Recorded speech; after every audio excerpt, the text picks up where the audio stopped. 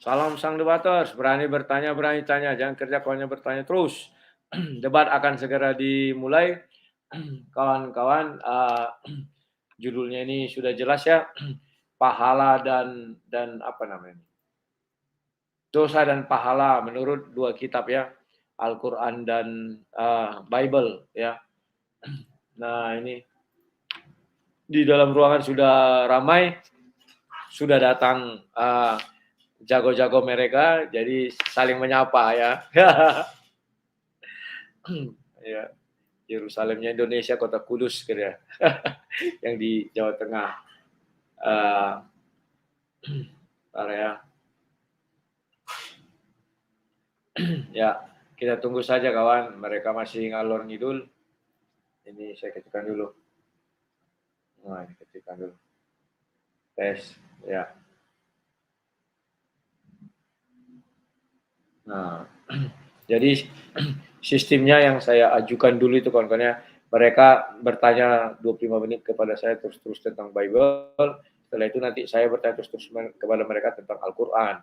Semoga mereka bisa mengeksplor ya, dan mengembangkan permainan mereka. Selama ini permainan mereka kan mentok di situ-situ aja, nggak ada berkembang. Semoga ada perkembangan dan itu sudah banyak yang datang.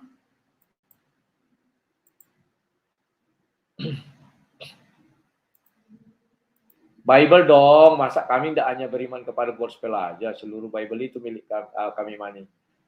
Ya. Ya. Nanti diajak si Zuma lagi. Wah, api-api wae Pak D. Iya. Siap, terima kasih. Boten ngertos ya Pak D, mungkin dengan si Tristan katanya. Kita siapa aja lah, ya. Siap, terima kasih Pak D.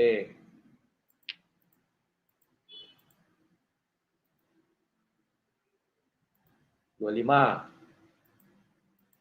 Sebenarnya yang bagus itu 30 biar bisa dieksplor. Nanti orang kelamaan 25, oke 25. Siap.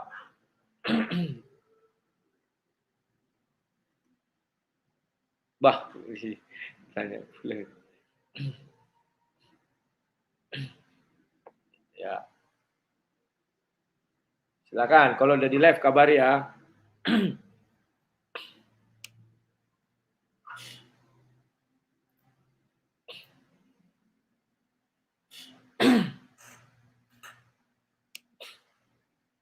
Habis. Siap.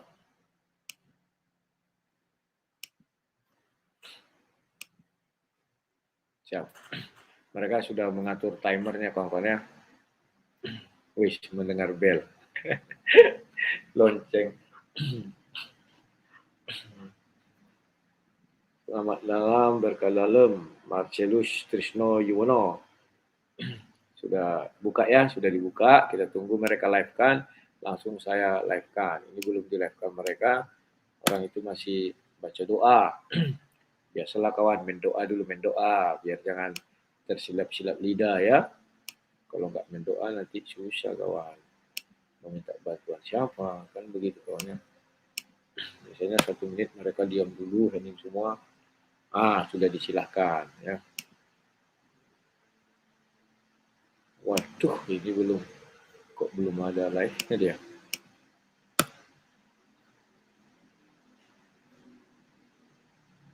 Oh.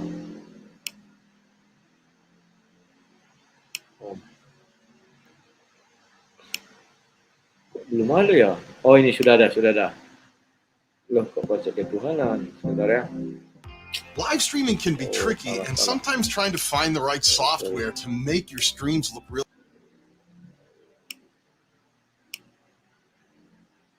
Wah.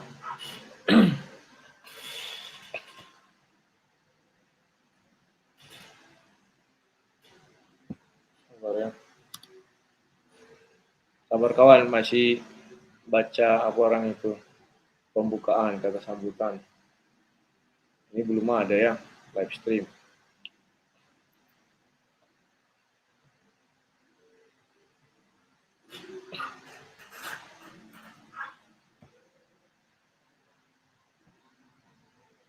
Oh, udah.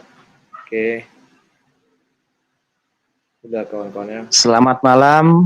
Oke kawan-kawan, Sampai bertemu kembali kita dalam acara diskusi lintas agama yang diselenggarakan secara rutin oleh ISDN Media, di mana ISDN Media adalah tempat diskusi yang sehat, tanpa hujat, penuh dengan keilmuan, insya Allah. Baik, akan saya awali acara ini. Bismillahirrahmanirrahim. Rabbi shrahli sadri wa yassirli amri wahlul 'uqdatam min lisani yafqahu qawli. Rabbi tubillahi rabbah wa bil islami dinah wa bi Muhammadin sallallahu alaihi wasallam nabiyya wa rasulah. Dalam acara diskusi kali ini, kami ISDN Media menghadirkan narasumber yang sangat luar biasa sekali, yang sama-sama kita kenal di dalam dunia diskusi lintas agama. Yang insya Allah Udah kawan-kawan ya. pada kesempatan kali ini kita selamat menyaksikan, menghadirkan sini. narasumber dari Muslim, yaitu Ustadz Tristan. Izinkan saya untuk menyapa beliau dulu. Assalamualaikum warahmatullahi wabarakatuh, Bang Tristan. Waalaikumsalam. Masya Allah, sehat ya Bang? Iya, baik. Iya, Alhamdulillah. Baik, untuk narasumber dari Kristen, ya tidak asing lagi dan tidak pula aneh lagi ya, sama-sama sudah kita kenal. Selamat malam Bang Rudi Yohanes, atau yang kita kenal sebagai Sang Debater. Selamat malam Bang Rudi. Selamat malam kepada semuanya. Selamat malam. Iya. Terima kasih sudah diundang ke ISDN ini untuk yang berapa kali. Terima kasih. Iya, luar biasa. Oh ini Bang, soundnya sepertinya agak kecil Bang. Mungkin bisa Kecil? diatur lagi Bang. Ini Iya, sudah. agak kecil Bang.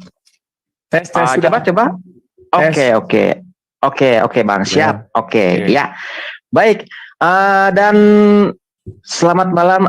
Assalamualaikum warahmatullahi wabarakatuh untuk para ikhwan fillah sekalian yang hadir di Zoom ISDN ini, dan para netizen yang menyaksikan acara ini yang disiarkan langsung secara live oleh ISDN Studio, dan tentu saja disiarkan secara langsung juga oleh channelnya Bang Rudi Sang Debater, begitu ya.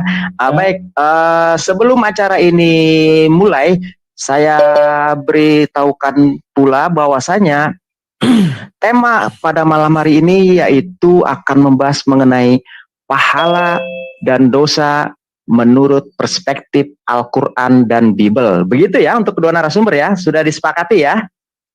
Siap. Oke, baik. Untuk format pada acara diskusi kali ini yaitu kita menggunakan format ISDN Friendly Match atau yang kita kenal dengan sebutan IFM, di mana dalam format tersebut ada beberapa rundown dan atau sesi ya. Yang sesi yang pertama yaitu opening statement dari kedua narasumber, di mana masing-masing narasumber diberikan durasi waktu 5 menit menyampaikan opening statementnya. Lalu untuk sesi yang kedua yaitu battle yang pertama, di mana narasumber akan diberikan durasi waktu sekitar 25 menit. Di mana pada sesi battle yang pertama ini salah satu narasumber hanya diizinkan untuk bertanya sampai dengan waktu habis, dan untuk narasumber yang lainnya hanya diizinkan untuk menjawab seperti itu ya, dan tentu saja menghindari kata-kata kotor ataupun hujatan bahkan menyerang pribadi ya. Baik, untuk sesi yang selanjutnya yaitu adalah evaluasi, atau artinya di sini adalah menyampaikan evaluasi di mana hasil battle yang pertama. Untuk sesi yang selanjutnya yaitu battle yang kedua, di mana bergantian yang tadi narasumber bertanya menjadi sebagai pihak yang akan menjawab. Begitu ya. Untuk sesi selanjutnya yaitu closing statement, diberikan waktu 5 menit sama seperti opening statement. Dan untuk para partisipan yang ada di Zoom dan maupun yang ada di netizen ya, atau yang menonton di studio, ISDN Studio, channel resmi kami, akan diberikan penghargaan untuk bertanya atau menanggapi kepada kedua narasumber. Baik, tidak berlama-lama, kita langsung saja ke acara inti pada malam hari ini. untuk opening statement akan disampaikan dari Ustadz Tristan. Baik, dipersiapkan waktunya 5 menit untuk menyampaikan opening statement-nya. Baik, Ustadz. Ya. Oh, sudah ya. Tadi sudah. Acara ini juga disiarkan langsung dari channelnya Bang Rudi, yaitu Sang Debaters ya, Bang Rudi, ya betul ya? Betul, siap. Terima kasih. Oke, tadi sudah saya sebutkan ya. Oke, baik. Untuk opening statement yang pertama akan disampaikan dari Bang Tristan ya, atau Ustadz Tristan. Ustadz Tristan, apakah sudah siap untuk menyampaikan opening statement-nya? Baik, oke. Waktu dipersiapkan 5 menit untuk Ustadz Tristan menyampaikan opening statement-nya. Harap dimaksimalkan waktu tersebut agar apa yang disampaikan maksimal, begitu ya. Baik, waktu akan berjalan ketika Ustadz Tristan mulai berbicara. Tafadhol Ustadz. Ya.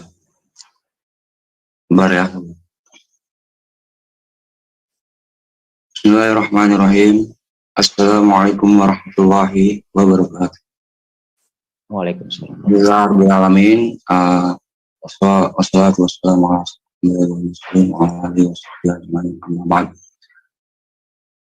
La haula wala quwwata illa billah. Sadri wa yassir amri wa hlul 'uqdatam min lisani yafqahu qawli. Amin.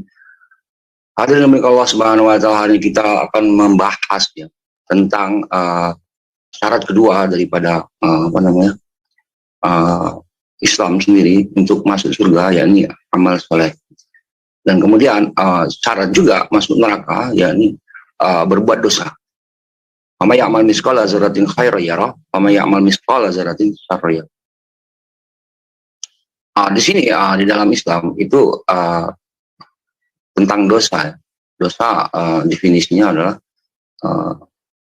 melanggar atau melakukan hal-hal yang dilarang dan diperintahkan oleh Allah Subhanahu wa taala. Ini orang yang meninggalkan perintah Allah Subhanahu wa taala, sungguh mereka adalah pendosa.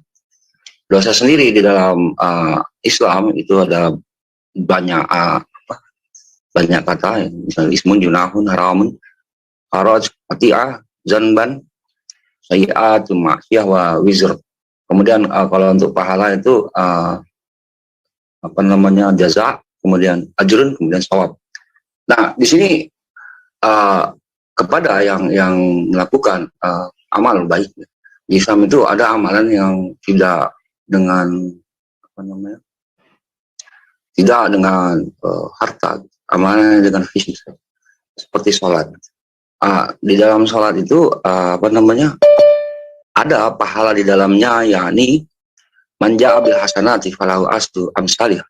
Jadi ada yang misalkan membaca Quran satu huruf saja, falahu astru amsalih, mendapatkan 10 kebaikan. Wa man jaa bi sayyi'at fala tujza illa mislaha wa huwa la yuzalimun. Di sini apabila dia melakukan kejahatan juga, maka dia balas dengan seimbang dengan kejahatan tersebut. Nah, kemudian kalau apabila misalkan dia sholat itu sendiri, ya falahu asru amsalihah, dia akan mendapatkan 10 pahala derajat. Apabila dia sholat berjamaah, dia mendapatkan pahala 27 derajat. Muslim itu seperti hasanat, bisa dilihatkan derajat juga, kemudian darajah biasanya dalam hadis. Kemudian di Quran juga. Kemudian apabila amalan dilakukan dengan harta, kita bisa lihat di Al-Baqarah, itu di Al-Baqarah ayat ayat 261. Apabila misalkan kita ngasih uang 1000, tapi ini di jalan Allah, masalahnya nabi kuna amalan bisa bila kamasil habatin habat habasan nabila wa kullu sibulatin mi'atu habbah wallahu itu Allah wasbil alim. Di sini apabila kita memberikan uang 1000, maka akan dibalas 700 baik. Kemudian ada lagi satu amalan di dalam Islam, yakni wailal nasi hijul bait sabila. Jadi di sini haji haji ini adalah amalan yang ditawarkan oleh Allah di dalam surah ayat 10. Dulu kama tujarah tunjikum min azabin alim tu'minuna billahi wa rasulihi wa tujahiduna bi amwalikum wa anfusikum. Jadi dengan diri dan harta. Jadi naik haji. Ketika manusia ini naik haji, muncul hadis dari Nabi Muhammad SAW, apa namanya? Kalau kita naik haji itu laisa lahu jazaa'uhu illa jannah. Tapi ya mabrur ya, yang haji tamat gitu. Haji tamat tuh pergi tobat pulang. Ini nggak masuk kan gitu ya. Salah ya, kalau mau dalam Islam itu ada pahala yang sangat besar sekali ya. Kemudian apa namanya? Kemudian difirmankan oleh Allah Subhanahu Wa Taala di surah Luqman. Tentunya benefitnya untuk kita sendiri itu, namanya nafsi. Kemudian apabila kita melakukan kejahatan atau dosa yang kita ketahui di dalam Al-Quran ada ismun, ada zanbun, qati'ah, dari kata khoto, jamak qati'ah itu salah. Kemudian melakukan ini adalah baik. Mohon maaf Ustadz Tristan, waktunya telah habis. Iya. Jam 10 jam boleh. Iya, nanti mungkin bisa disambung lagi atau nanti agak diperjelas lagi atau dipertajam lagi untuk penyampaian opening statementnya. Baik, syukron wa jazakumullah khairan katsira atas penyampaian opening statement dari Ustadz Tristan.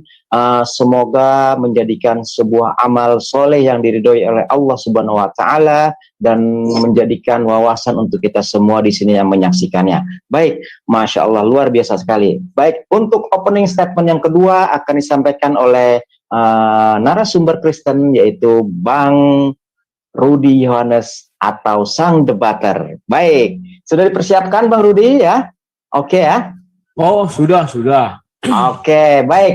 Waktu akan mulai berjalan ketika Anda mulai berbicara. Silakan Bang Rudi. Oke, terima kasih untuk membicarakan bahasan mengenai ini. Pertama saya mengambil dari Kejadian 2 ayat 17, sebentar ayat 14 ya, dan seterusnya. Saya bukakan dulu lah, biar jangan salah-salah ya. Kejadian, saya menggunakan ini Kejadian 2 dulu ya. Nah, Kejadian 2 di sana dikatakan Tuhan ayat 9, lalu Tuhan menemukan berbagai pohon dari bumi yang menarik dan baik untuk dimakan buahnya, dan pohon kehidupan di tengah-tengah taman itu, serta pohon pengetahuan tentang yang baik dan yang jahat. Ya, jadi ada sebuah pengetahuan di sana yang baik dan jahat. Ya, kemudian pada akhirnya manusia jatuh ke dalam dosa dan tinggallah manusia itu sekarang di bumi. Nah, pengetahuan yang baik inilah yang sering kalau kawan-kawan Muslim mengatakan pahala. Pengetahuan yang baik ini itu yang sering membawa kepada manfaat untuk menuju surga. Kan demikian. Sementara pengetahuan yang jahat itulah dosa itu sendiri. Ya, karena bapak dari kejahatan adalah iblis. Iblislah dosa itu sendiri. Kemudian, apakah di dalam Kristen ada namanya kita bisa melaksanakan menjalankan kebaikan? Oh iya, di dalam Kristen itu memang malah dianjurkan ya untuk orang berbuat baik ya. Kenapa? Karena kebaikan itu memang harus kita tunjukkan kepada semua orang. Kalau kita melihat di Filipi 4 ayat 5, yang hendaklah kebaikan hatimu diketahui semua orang sebab kerajaan Tuhan sudah dekat ya. Terus Roma 12 ayat 21 juga dikatakan, janganlah kamu kalah terhadap kejahatan, tetapi kalahkanlah kejahatan dengan kebaikan. Jadi semua yang bersifat kebaikan itu adalah memang berasal dari Tuhan, dan kebaikan itulah yang membawa kita kepada bagian daripada keselamatan itu sendiri. Bukan itu mutlak ya, bagian dari keselamatan itu atau sebagiannya. Ya. Dan itu kebaikan itu juga terletak di Galatia 5 ayat 22 itu.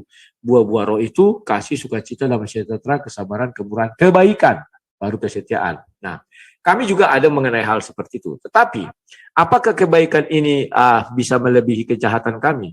Faktanya tidak. Karena Alkitab mengatakan, sebentar ya, Roma 6 ayat 23, upah dari dosa adalah maut. Bahwa karena kami berdosa, artinya kami mati. Artinya kalau kami mati, artinya kebaikan kami tidaklah bisa mengalahkan kejahatan kami. Jadi kejahatan itu lebih banyak daripada kebaikan. Itu cara mengukurnya dari ajaran Kristen. Jadi gampang saja. Nah, apakah ada manusia yang kebaikannya lebih banyak dari kejahatannya? Ada. Itulah orang Henok dan Elia, bahkan mereka tidak melakukan dosa sedikit pun, mereka dibawa menuju surga. Kemudian apakah ada orang yang kejahatannya melebihi daripada kebaikannya dan dia masuk surga? Ada. Itulah hebatnya kekristenan itu. Itu dijelaskan ketika orang yang disalib di sebelah Yesus itu adalah pendosa yang sangat-sangat berdosa pada zaman itu karena dia dianggap pemberontak, ya, dan dia dihukum mati. Maka dia selamat menuju Firdaus atau surga itu sendiri. Nah, dari situ kami memiliki sebuah jaminan keselamatan. Bukan janji keselamatan saja, tetapi jaminan. Jaminan keselamatan kami itu berupa apa? Di dalam ayat-ayat Alkitab itu kalau kita baca, jaminan itu karena kasih karunia Yesus. Orang yang disalib di sebelah Yesus, bukan karena perbuatan baiknya dia menuju surga, tetapi karena kasih karunia yang diberikan Tuhan Yesus kepada dia, sehingga dia bisa peroleh selamat. Nah, kalau ditanya, apakah orang Kristen sudah ada dalam surga? Ya sudah. Sebentar, aku lihat 1 Korintus, kalau nggak salah ya, saya lupa 1 Korintus 12 itu ya, sebentar. Ya, biar jangan salah-salah ya. Saya lupa ingat. Ya, 1 Korintus 12 ayat 2. Aku tahu tentang seorang Kristen 14 tahun yang lampau, entah dalam tubuh aku tidak tahu, entah di luar tubuh aku tidak tahu, Allah yang mengetahuinya. Orang ini tiba-tiba diangkat ke tingkat yang ketiga dari sorga. Jadi di situ bahwa orang Kristen itu sudah punya jaminan keselamatan. Jaminannya apa? Itulah di dalam Yesus. Dan buktinya apa? Karena sudah dilunasi, maka bisalah orang Kristen itu ke surga. Sama seperti kalau kita menjelaskannya secara gampang ya, kalau di perkreditan kan diminta mana jaminannya. Kita tidak bisa memberi janji, tapi harus berupa benda. Ini loh bendanya.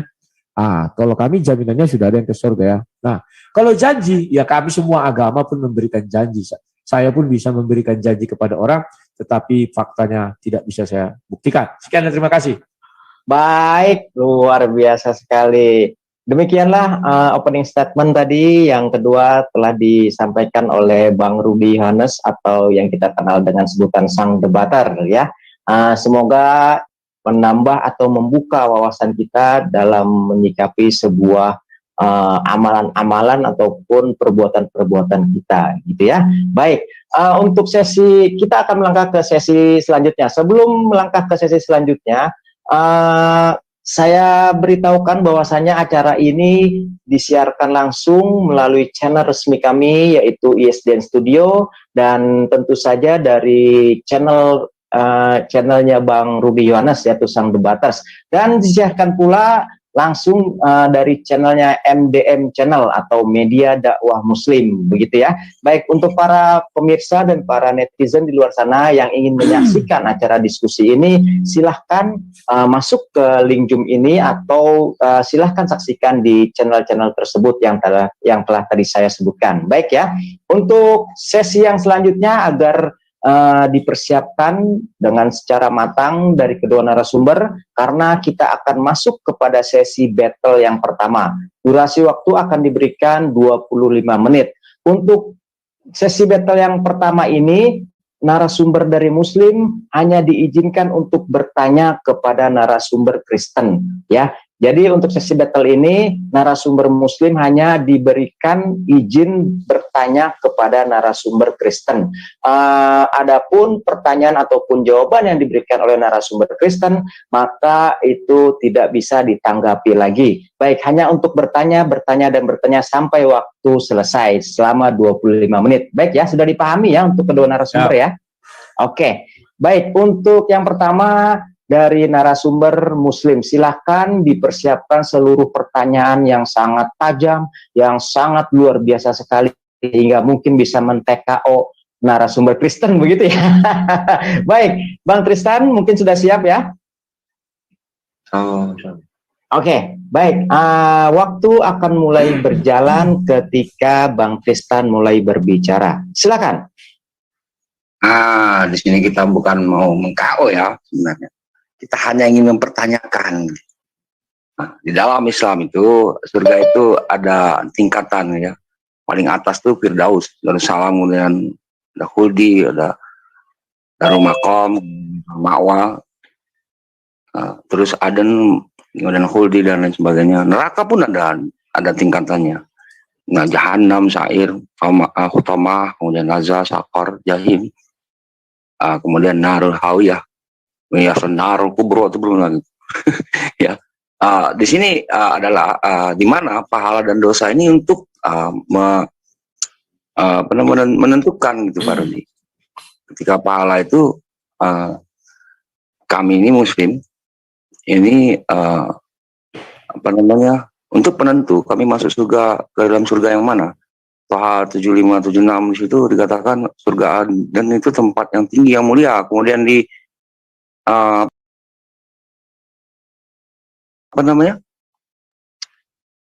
di dalam hadis Bukhari, surga itu ada 100 tingkatan.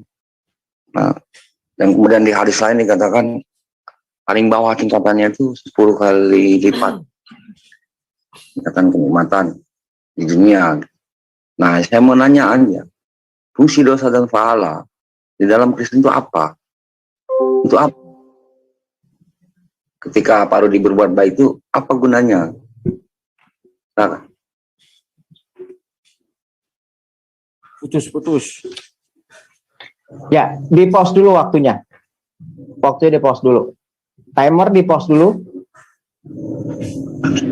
Halo, timer. Lagi ke kamar mandi. Aduh. Di pause dulu timer.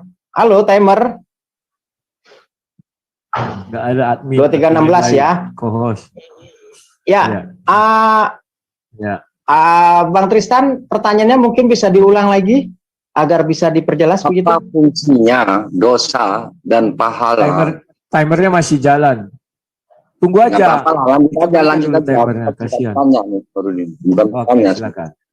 Lanjut. Apa fungsinya dosa dan pahala di dalam ajaran Kristen? Kalau dalam Islam itu untuk menentukan derajat mana ia akan duduk di surga mana atau di neraka mana. Oke, terima kasih. Dosa bagi orang Kristen itu hanya membawa kami kepada kematian. Itu saja fungsinya dosa, nggak ada yang lain. Tetapi pahala atau kebaikan membuat kami itu menjadi ibaratnya kalau bisa dikatakan ya makin dekat kepada Tuhan ya. Tetapi tidak satupun manusia yang bisa melaksanakan kebaikan full 100%. Jadi kebaikan itu hanya bagi diri kami adalah semakin kami membuat kebaikan, semakin kami bercahaya. Tunggu, saya ambil ayatnya. Sebentar. Nanti dibilang pula asumsi kan. Ya. Karena di situ di Galatia 5 ayat 22 kebaikan itu adalah buah roh, dan kalau kita baca ayat 23 dan 23 dikatakan di sana tidak satu hukum pun menentang hal itu. Artinya kalau ada orang yang bisa berbuat kebaikan 100% itu menjadi jalan dia menuju surga ya. Apapun agamanya, tidak ada di situ dijelaskan harus beragama Kristen, tidak ya. Galatia 5 ayat 22 dan 23. Kalau bisa orang melaksanakan 9 buah roh itu, maka dia akan menuju surga. Kemudian itu yang saya bilang tadi Efesus 5 ayat 9. Karena terang hanya berbuahkan kebaikan dan keadilan dan kebenaran. Jadi kalau kami melakukan pahala-pahala itu, artinya kami sudah membuat artinya itu hasil daripada sebuah terang. Terang itu artinya kami bercahaya, kami melakukan sesuatu di lingkungan kami, di masyarakat kami, itulah kebaikan. Kalau dibilang pahala, iya kami terima pahala. Silakan. Oke, di dalam Matius 26 ayat 19 ayat 26 dikatakan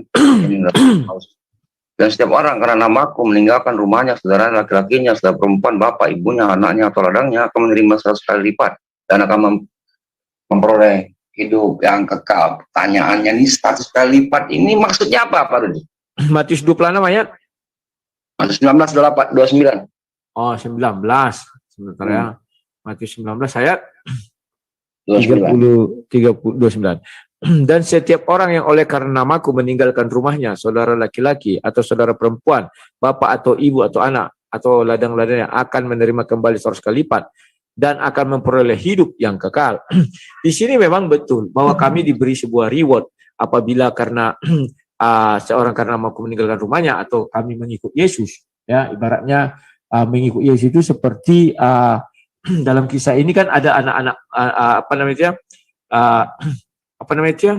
ketika ini Yesus berbicara kepada orang itu, pergilah jual seluruh hartamu, kalau salah ini ya. ini mengenai tatar. Aku ingatnya 28 saja ini karena mereka akan menjadi ini. Tar. Oh ya 19 mengenai pernikahan itu kawan-kawan ya. Jadi ini dikatakan kalau orang meninggalkan keluarganya terus mengikut Yesus tentu banyak penderitaan. Maka dikatakan berbahagialah engkau oleh karena namaku engkau akan ditinggikan.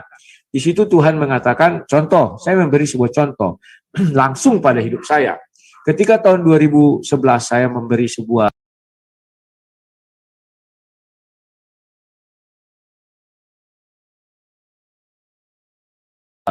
waktu itu saya mengabarkan Injil dan akhirnya saya menjadi hancur karena itu ya. Karena ya begitulah. Dan akhirnya apa? Saya menderita dari tahun 2011 sampai 2020. Itulah kesusahan hidup saya.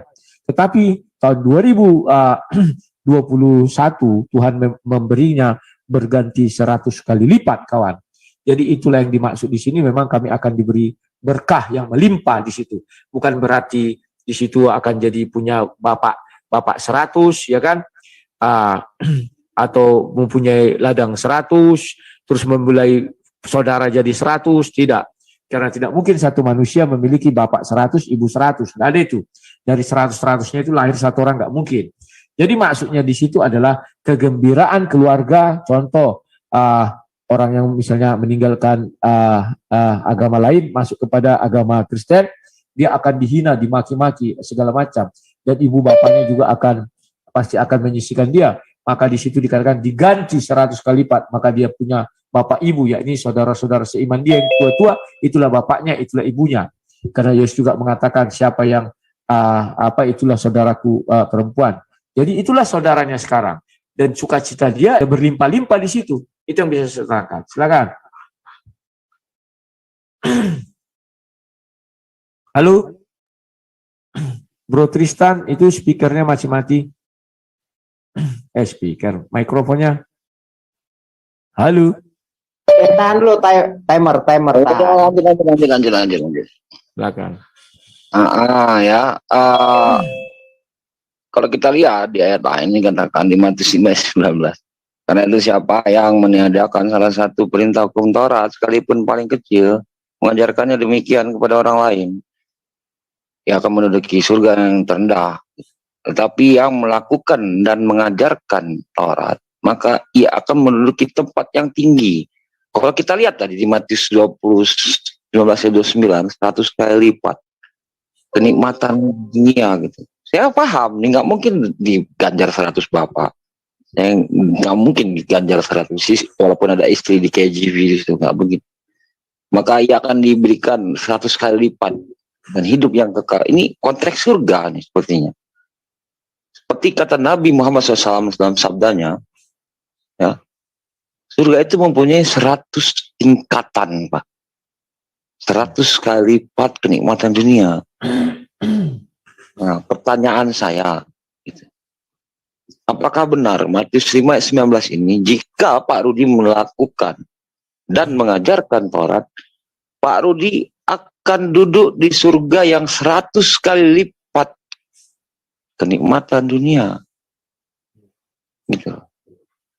Dan apakah memang benar hal ini untuk menentukan Pak Rudi naik ke atas sana, yakni meninggal anak, istri, ladang, dan sebagainya, maka ganjarannya adalah surga tertinggi ini. Gimana menurut Pak Rudi? Oke, terima kasih. Saya tertarik untuk membaca Matius 5:19 itu ya. Di sana dijelaskan. Ada hubungannya nggak? Ada korelasinya nggak? Gitu. Ya, sebentar saya jelaskan. Karena itu siapa yang meniadakan salah satu perintah hukum Taurat sekalipun yang paling kecil dan mengajarkannya demikian kepada orang lain, yang akan menduduki tempat yang paling rendah dalam kerajaan surga. Artinya, sebentar. Artinya orang yang mengajarkan, ingat yang mengajarkan di situ ya. Orang yang mengajarkan meniadakan hukum Taurat masih ada kesempatannya untuk menuju surga. Artinya siapa itu? Orang di luar Yahudi. Contohnya kami orang Kristen, kami bukan Yahudi. Maka kami mengajarkan kepada anak-anak kami itu hukum Taurat itu kami tiadakan, ya, dalam artian tanda petik. Sebentar. Tetapi yang bisa mengajarkan hukum Taurat itu siapa? Orang-orang Yahudi. Betul, orang Yahudi dia menempati sorga yang paling tinggi. Apa sorga yang paling tinggi? Itulah istana kerajaan sorga itu, atau 144.000 orang. Jelas di situ akan duduk memerintah bersama-sama dengan Yesus. Apa-apa saja pemerintahan itu, contoh. Di dalam sorga itu yang paling sering disebut di dalam yang kita baca dari Matius 19 ayat 28, di situ dikatakan menjadi hakim. Itu adalah satu kedudukan tertinggi. Orang yang tidak tunduk kepada hukum Taurat tidak bisa menjadi hakim di kerajaan Allah itu. Kenapa? Itu yang diambil dari adalah 12 tua-tua dan 12 murid Yesus itu. Sementara kami yang tidak mengajarkan lagi hukum Taurat kepada anak-anak kami, apakah kami boleh masuk surga? Boleh. Ada harapan karena itu kasih karunia. Tapi kami tidak berada di tingkat yang tertinggi, tetapi tingkat yang terendah. Apa yang tingkat yang terendah itu? Itulah Taman Firdaus. Kami hanya menjadi warga biasa di dalam surga. Jadi di situ hanya dibedakan dua, tingkat tinggi dan tingkat rendah. Tidak ada dibedakan jadi tingkat sedang-sedang, menengah, enggak ada. Jadi tingkat tertinggi itulah duduk dalam kerajaan surga sebagai hakim, sebagai apa? Tingkat yang terendah sebagai rakyat biasa. Nah, apa korelasinya ini sama ayat yang tadi? Ini korelasinya sudah jelas. Kalau ayat yang tadi adalah tentang pembicaraan di dalam bumi ketika mereka meninggalkan keluarganya kan untuk mengikut aku, katanya ibaratnya mengabar Injil kan, ayat itu jelas itu mengenai pernikahan yang kejadian Matius 19 sampai terus ke bawah. Jadi di situ sudah saya jelaskan. Contoh, aku datang untuk memisahkan ayah ibu dan anaknya. Pak Rudi, ya. Maaf saya potong. Maksud saya ada korelasinya nggak ini gitu? Apakah ketika Pak Rudi mengikuti Yesus untuk mengabarkan Injil Matius 28:19, kemudian diganjar 100 kali lipat, apakah 100 kali lipat ini adalah surga tertinggi itu? Itu loh maksudnya. Oh, di dalam ajaran Kristen tidak ada, tidak ada di situ janji untuk 100 kali lipat itu, apalagi sampai istri 100, tidak ada itu, apalagi sampai kakak 100, tidak. Itu masih di dalam dunia. Maksud saya 100 kali lipat kenikmatan dunia. Saya nggak bicara 100 istri 100 bapak. Ya, kenikmatan dunia apakah surga tertinggi itu adalah 100 kali lipat yang dibicarakan Yesus tadi gitu? Loh, tidak, itu bukan mengenai surga 100 kali lipat. Tetapi lalu 100 kali lipat itu apa gitu loh? Loh, kan sudah saya katakan contoh satu contoh ya. Tolong disimak contoh saya. Seorang wanita, misalnya dia atau seorang anak meninggalkan ayah dan ibunya ikut Yesus, artinya dia murtad misalnya dari Islam, murtad dia ke Kristen. Maka ayah dan ibunya pertama-tama itu pasti akan menolak si anak ini. Maka dia di situ menderita. Maka setelah dia masuk ke dalam kerajaan surga itu apa? Kerajaan surga di dunia gereja.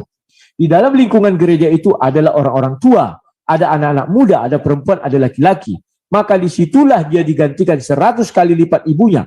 Artinya semua orang tua yang ada di situ bukan jumlahnya 100, bahkan 1000. Kalau gereja yang besar bahkan 10.000. Itu adalah menjadi orang tuanya. Dan seluruh perempuan itu menjadi saudara perempuannya. Dan seluruh yang laki-laki menjadi saudara laki-lakinya.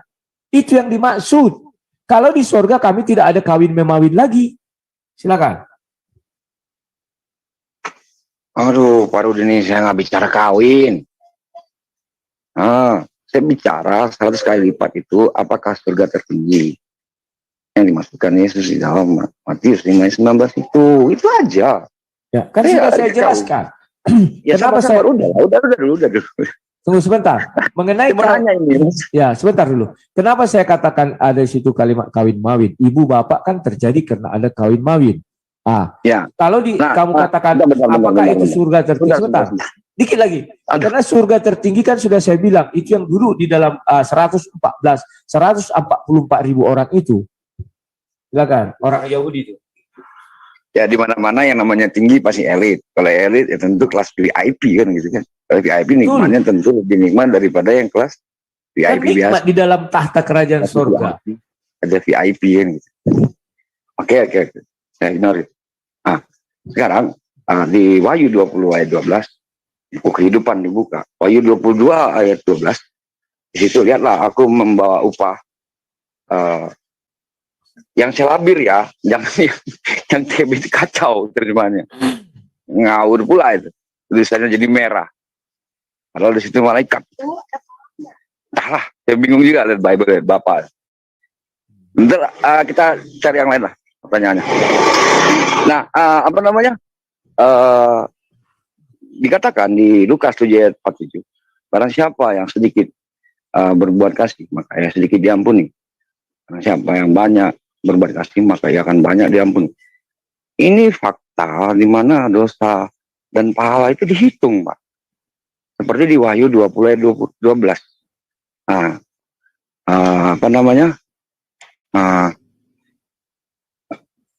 Dibuka buku kehidupan itu kayaknya Pak Rudi ini dihitung pahalanya dan dosanya. Betul nggak? Ya, memang dihitung. Kan saya bilang dari awal bahwa pahala kami juga dihitung, tetapi dosa kami lebih banyak daripada pahala kami. Buktinya apa? Kami mati. Saya tidak pernah bilang tadi itu. Iya, upah dosa adalah maut. Tetapi kalau dia bisa melakukan kebaikan, pahalanya banyak. Kan begitu saya bilang. Tapi nggak ada manusia. Kalau di Matius 6:15, mudah kali Bapak untuk mengampuni dosa Pak Rudi.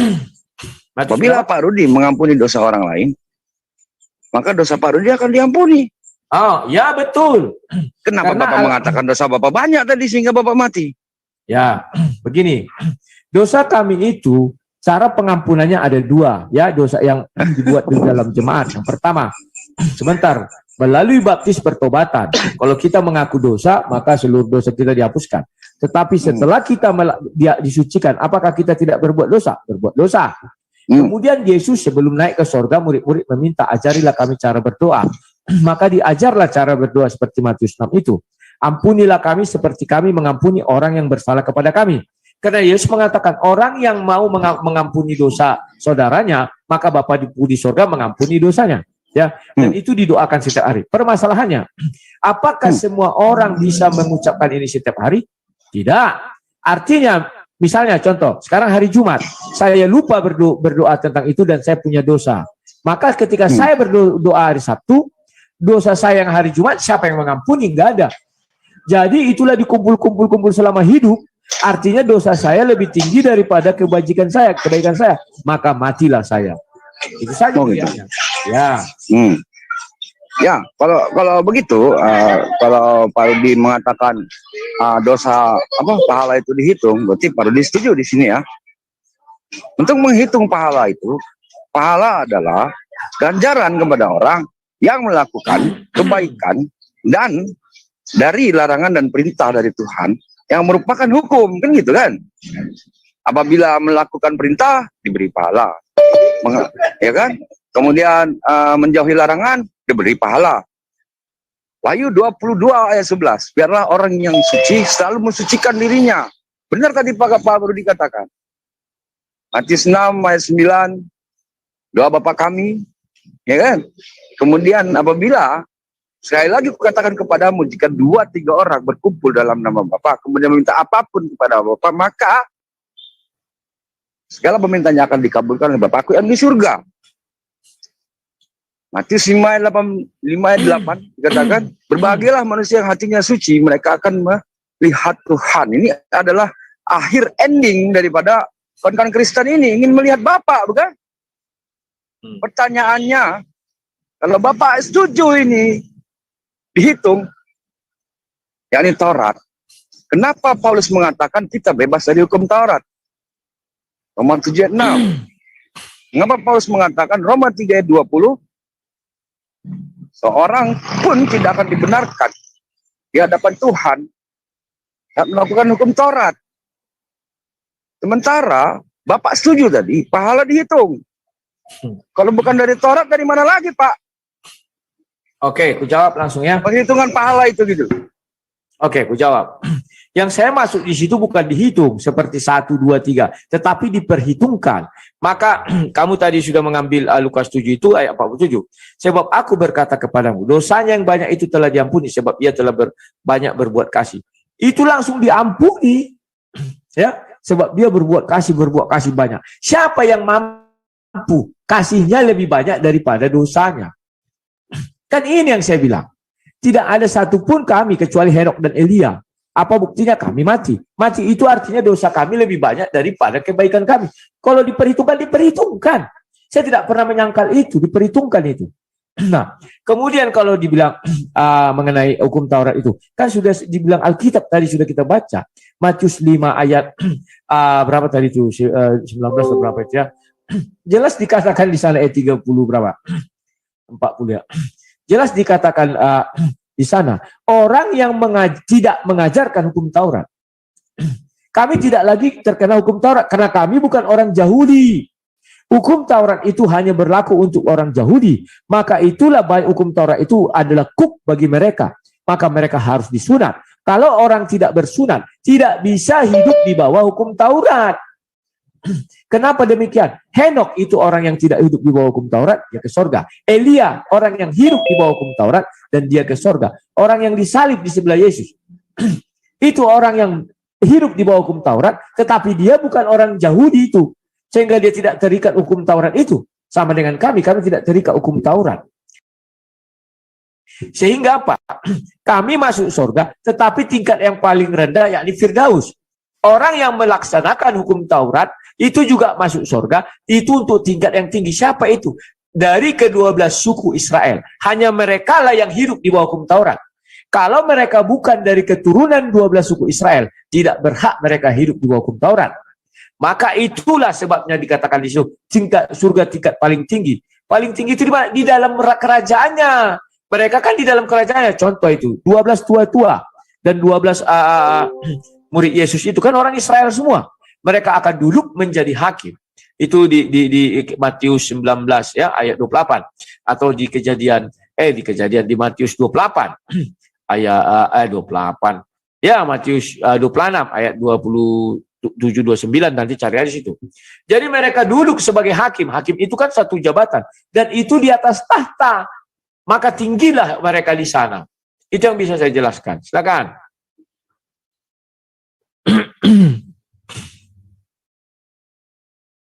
Halo. Bro.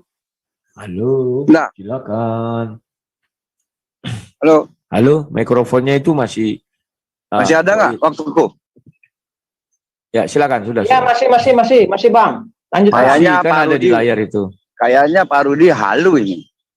Sejak kapan Yesus mengatakan Yahudi masuk surga? Matius 25, 23, 15. Celakalah. Celaka itu masuk neraka, Pak Rudi. Celakalah kau, hai orang-orang Farisi dan imam Taurat. Kamu mengarungi lautan dan daratan. Kamu telah mentaubatkan satu orang menjadi penganut agamamu. Dan kamu menjadikannya ahli neraka. Sejak kapan orang Yahudi duduk di surga yang tertinggi? Saat Yesus mengatakan di Matius 22 ayat 29, apa katanya?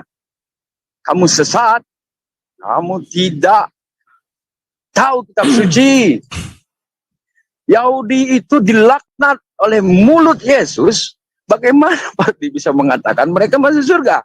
Ini sungguh mengherankan ya. Matius 25 ayat berapa? 22 ayat 29, 23 ayat 15. Matius berapa tadi? 22? 23 ayat 15. Oh, ya, terus. Jadi di sini udah jelas ya, bahwasanya baru setuju gitu. Pahala dihitung. Seperti yang Yesus katakan, Yohanes 14 ayat 12, kerjakanlah seperti yang aku kerjakan. Oke, udah bisa aku jawab. Lebih besar daripada aku. Sabar dulu. Karena waktunya tinggal 2 menit. Tinggal 2 menit waktunya. Nah, dikit lagi. Aku kan tak menjawab nanti. Ya udah. Jawablah. Jawab ya. Di sini dikatakan celakalah kamu hai ahli Taurat dan orang Farisi. Ahli Taurat itu kan imam-imam, bukan seluruh orang Yahudi. Tidak seluruh orang Yahudi itu ahli Taurat. Mohon dibedakan, ya. Memang itu dicela Yesus. Kenapa? Untuk kasus yang ini. Tidak selamanya. Ada juga ahli Taurat yang tidak dicela Yesus. Ada juga Farisi yang tidak dicela Yesus. Tetapi pada saat itu banyak ahli Taurat datang ketika peristiwa ini. Itulah yang dicela Yesus. Jadi kalau kamu mengatakan yang tadi itu ya, buka saja ini ya. Kubukakan Matius 19 dulu ayat 28. 19 ayat 28 itu dikatakan begini.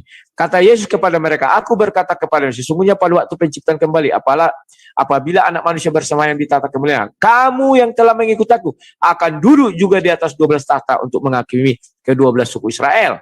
Dan ini juga diulangi di Matius 26 itu ya kawan ya. 26 waktu perjamuan malam ayatnya ini. Ini. Anak manusia 24 akan bukan itu. Ini ntar ya. Ini. Akan tetapi aku berkata kepadamu, mulai sekarang aku tidak akan minum lagi hasil pokok anggur ini ayat 29. Sampai hari aku minum itu yang baru bersama-sama kamu dalam kerajaan Bapakku. Jadi orang-orang Yahudi di dalam kerajaan nanti tempatnya. Dan di Wahyu dikatakan jumlah mereka itu